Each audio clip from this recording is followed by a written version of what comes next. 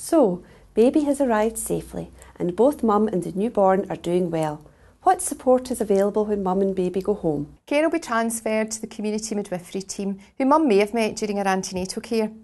The midwife will make contact within 24 hours of mum going home, and the community midwife will assess mum and baby's well-being. The community midwife will also discuss and undertake blood tests for the baby. These tests are called newborn screening tests, and mum will have received a leaflet explaining these prior to leaving hospital. Once the community midwife has completed her visits at around day 10, she will arrange for ongoing care to be taken over by a health visitor and GP. The midwife will provide a report to the health visitor and GP about mum's delivery and postnatal care. New mums have a lot to cope with and their own body is changing quickly too. Immediately after the birth, mum's tummy may feel a bit saggy and soft.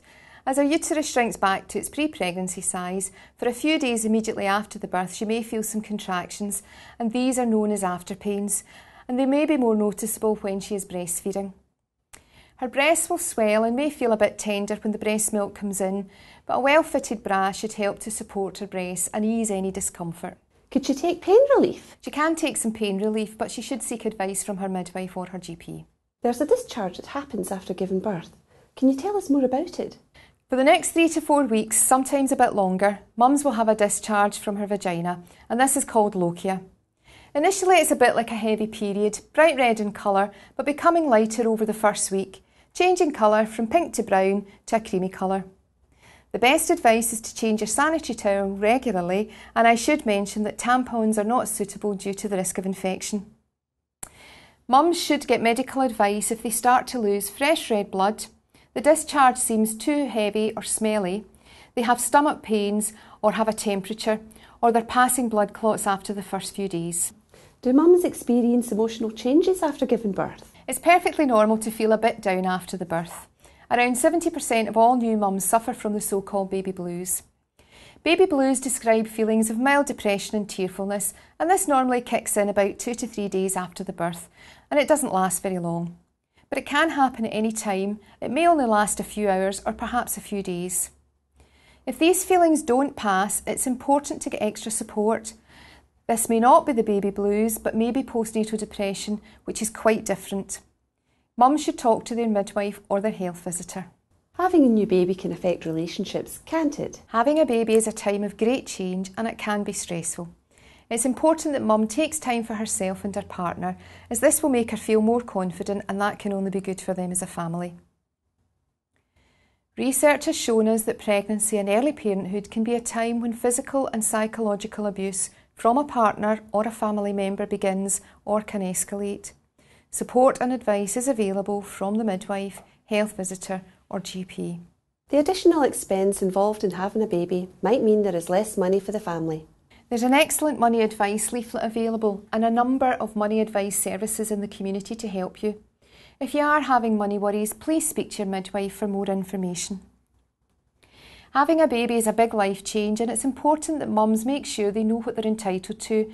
For example, child benefit, free vitamins, free dental treatment and Healthy Start vouchers. Mum's diet during pregnancy is obviously important, but it's just as important after giving birth, isn't it? A healthy diet is important at any time, but mums should continue to aim for a well-balanced diet, including lots of fruit and veg, a portion of lean meat, fish or eggs, and some dairy products, and some whole grain bread or cereals every day. Mum will require to take vitamin D supplements to promote bone health, and babies should be taking vitamin D supplements. Mum may also require to take some additional iron supplements, and the foods which are rich in iron include red meats, eggs, pulses, dark green veg and whole grain breads. What about alcohol and smoking?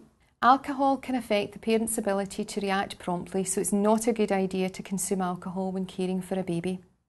Also, alcohol and nicotine do pass through into the breast milk, and this can make the milk taste different to the baby and can cause the baby to be a bit fuzzy at the breast.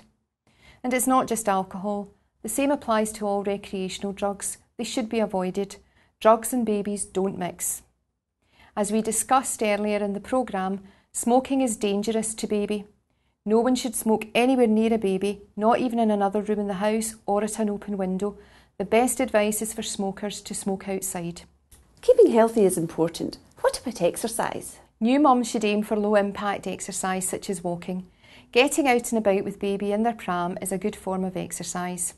Swimming is great, but avoid jogging, horse riding, skiing and step classes etc. for the first 3 to 6 months, but be sure your loci is stopped and that any stitches have healed. There is though one form of exercise that all new mums should do during pregnancy and after childbirth, and that's your pelvic floor exercises. The physiotherapist will have explained how to do these. The key thing is that they don't take long to do, and you can even do them while you're watching TV. Sharon, we've covered lots of stuff in this programme and I'm sure everyone will find it very helpful. Is there anything that we haven't covered? Each mum and each pregnancy is different, so I'm certain there are things that people will want to ask.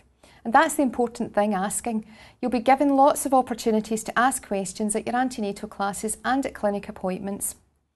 Most pregnancies and births are completely normal, and if a mum has complications or there are any changes, these will have been discussed with her.